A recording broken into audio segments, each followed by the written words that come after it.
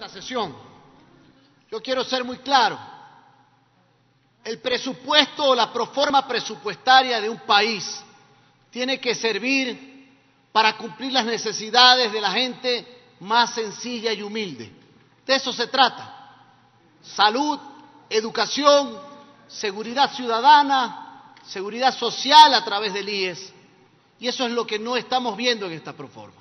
Aquí hay una reducción muy importante de 194 millones de dólares, 194 millones de dólares al sector de la salud. Y cuando usted revisa la proforma presupuestaria, no se establece con claridad a qué sectores, a qué hospitales van a dar o van a tener esa reducción presupuestaria. Y voy a hablar de dos casos claros. El uno, el Hospital de Especialidades, en mi provincia, en Manabí, en Portoviejo. 11 años viviendo del cuento del gallo pelón, del famoso hospital. 525 camas, 525 camas. Hospital de tercer nivel, que va a servir a la gente sencilla y humilde de Manabí, Santo Domingo, Santa Elena, Santo Domingo, como decía, y parte también de los cantones del norte de la provincia de Guayas. Y que le van a reducir a ese hospital de especialidades el presupuesto. Nosotros no estamos de acuerdo con aquello. Por eso la observación al presupuesto tiene que ser inmediata, inminente. Y señor ponente, el asambleísta Albornoz, esto también tiene que incorporarse dentro de esas observaciones. ¿A dónde se va a dar esa reducción? Que no se debería dar, porque tiene que darse el aumento del 0.5% del Producto Interno Bruto cada año hasta llegar en materia de salud al 4%. Y nosotros como manavitas no vamos a permitir que se nos reduzcan los recursos para el Hospital de Especialidades, que no es solamente para Manabí, es para 4 provincias hermanas vecinas. Hospital de tercer nivel, donde se deben tratar especialidades, y sobre todo para la gente más sencilla y humilde de estas 4 provincias. Hay una reducción de 376 millones de dólares al sector de la educación. Y aquí está una publicación de un buen análisis y sobre todo de análisis y preguntas a los jóvenes estudiantes. Se reduce en un 27% o en un 21.60% a la Universidad Masónica de Iquián. Dicen que han llegado a un acuerdo, pero hay que observar para ver si se cumple ese acuerdo.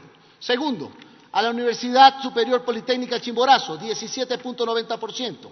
A la Escuela Superior Politécnica Nacional, 14.10%. A la Central de Quito, 12.70%. A la Estatal de Guayaquil, 11.50%. A Manabí, a la Técnica de Manabí, en aproximadamente un 15%. Es decir, 9 millones de dólares, como publica el diario de Manabí y el análisis e investigación realizado. Esto es inadmisible, esto no lo vamos a permitir.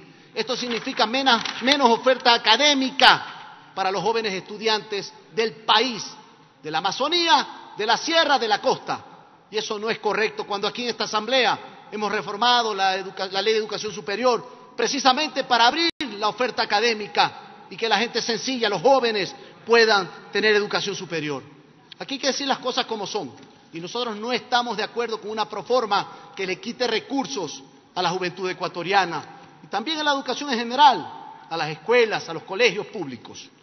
Quiero también señalar, señores legisladores y al ponente, que hay que observar una reducción muy drástica de aproximadamente el 61.13% al sector de la acuicultura y pesca, que afecta terriblemente a las provincias costeras, entre ellas a Manabí, Esmeraldas, a la península, Guayas, a la provincia del Oro. Se reducen en 21.137.000 dólares, lo que son inversión y servicios en el sector, en detrimento del pescador artesanal. Eso tampoco se lo puede permitir. Y esta es la gente que necesita apoyo. Esta es la gente que necesita respaldo de un gobierno nacional. Quiero también señalar que observamos que en materia de agricultura y ganadería, ya los agricultores han sido votados a su suerte más de 10 años y se les sigue golpeando.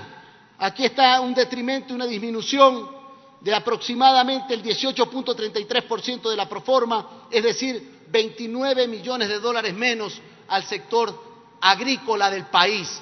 Esa gente que no tiene apoyo en los procesos de comercialización de sus productos, donde el gran intermediario se les lleva todo al hombre y a la mujer que labra la tierra, que tiene malas condiciones de seguro social campesino, que no tienen la posibilidad de adquirir un crédito ágil, porque el Banco de Fomento, Banco del Tormento, Ban Ecuador, como le digan, lo único que ha hecho es siempre ponerles excusas y le piden hasta la partida de nacimiento de la abuelita cuando le quieren dar un crédito a un pobre campesino, agricultor de la patria. Y esto también tiene que observarse, señor ponente de la Comisión de Desarrollo Económico.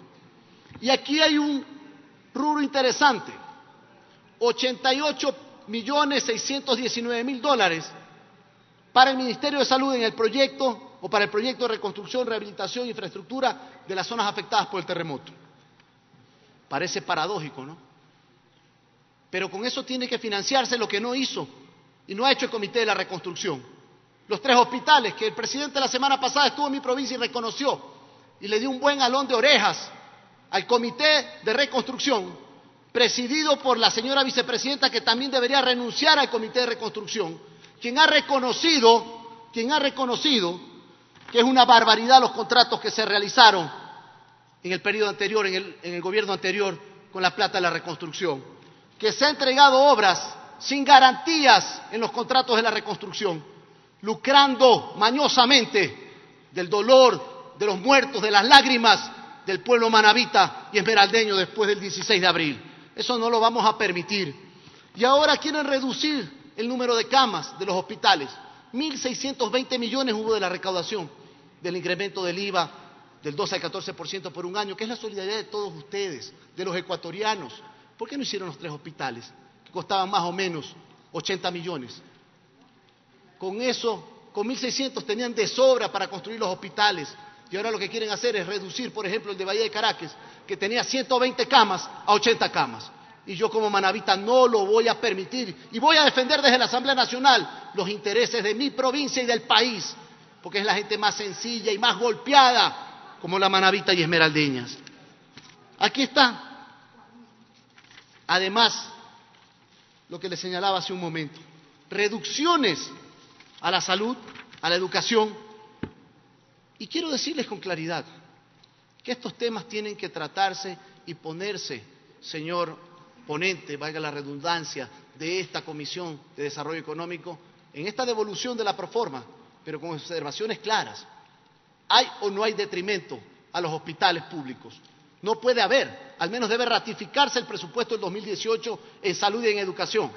Adicionalmente, aquí hay que decir las cosas como son, que preste el país a quien dé la mejor tasa de interés, pero no es posible que este país y que el gobierno y la década pasada haya contratado créditos con China, sobre todo, a intereses del 9 y 11%. Eso es una barbaridad. El presidente Moreno debería tener una comisión permanente en China para renegociar esa deuda cara, carísima, que le hace daño a la gente sencilla y humilde del país. Y por eso los desbalances en la proforma presupuestaria, porque tenemos comprometido el petróleo hasta el 2024, cuando tenemos que renegociar cuanto antes esos diferentes empréstitos tan altos, usureros a un país. Aquí hay que decir las cosas como son, usureros.